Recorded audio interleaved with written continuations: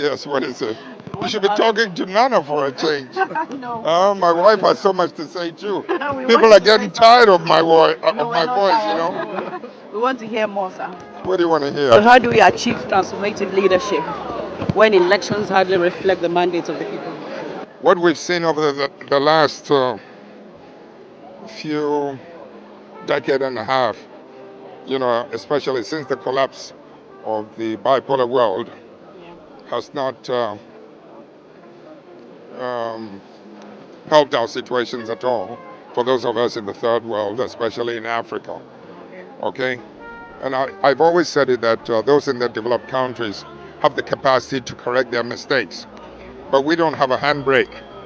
As you can see right now, for instance, in America, they're cleansing, the effects of the Republican Bush administration, you know, and they're swinging to the very opposite. I mean, who would ever have thought that somebody like a first generation African, Obama, but just because, he's representing, something that's diametrically opposed to what was prevailing, the purity of it.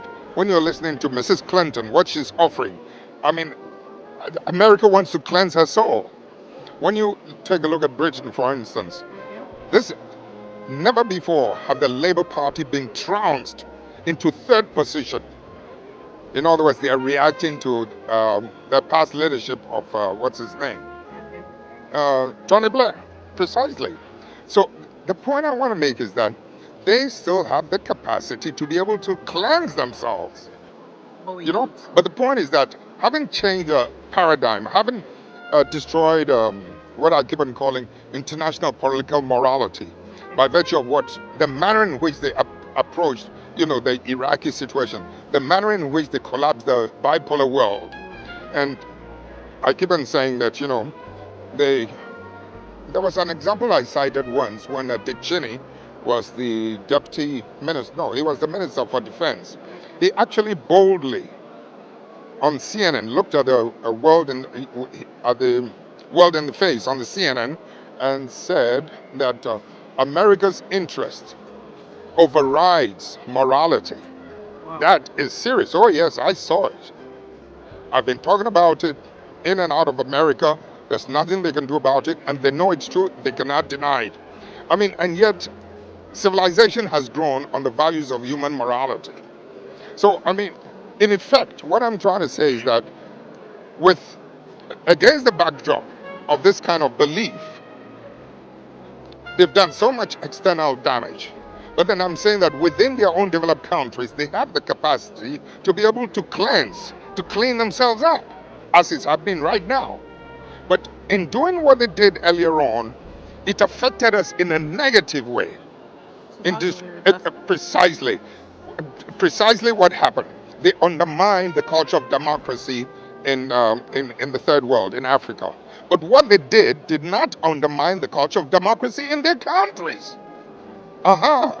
So now, I said it 5 years ago that Africa is going to reap the benefits, not the benefits, the ill effects of that move that the Western powers made. And now we're seeing it.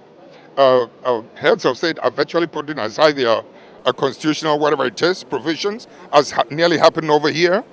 Uh, Others are taking over from their fathers.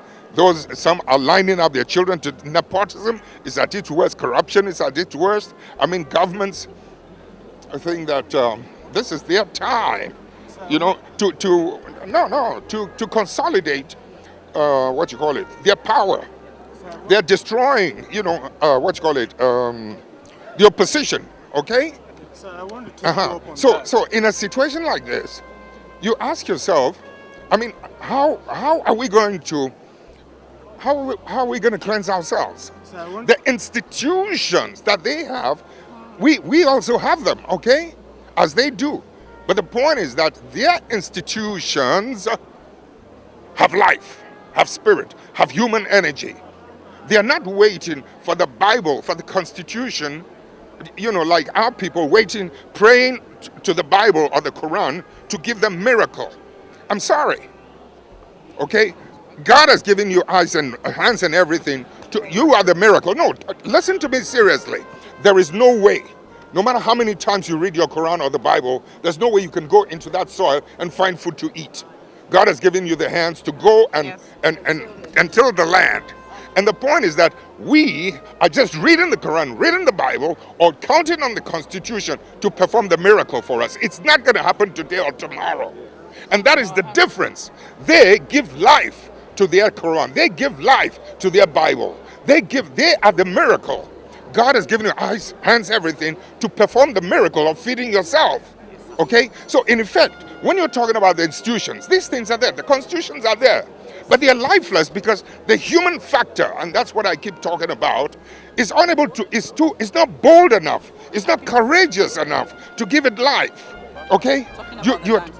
Sorry. How do we come out of this global food crisis for Africa? What is the way out? I honestly don't know, but suddenly it started a long time ago when they started undermining the very miserable little effort that we were making. IMF rules, whatever it is, the new global economic order, your farmers are producing their, their corn, their maize, their rice, their chicken, etc. And yet they are landing on us subsidized products from the US, from the Western countries, which virtually undercuts the productive cost of the efforts of our farmers. So, our farmers cannot sell their produce. But now that the chiefs are down, what do we have for Africa? Well, we're going to go through a little dip. Maybe the situation is now going to serve as a wake-up call. It's going to serve as a wake-up call, and let's see how many of us in Africa, as individuals, are under the leadership of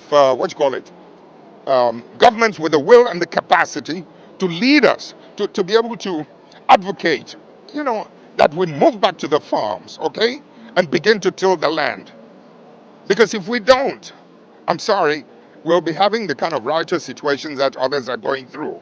The land is there. We've got to provide the irrigation facilities, etc. They're all there. We should never, never have neglected our farming capacities and capabilities in the first place.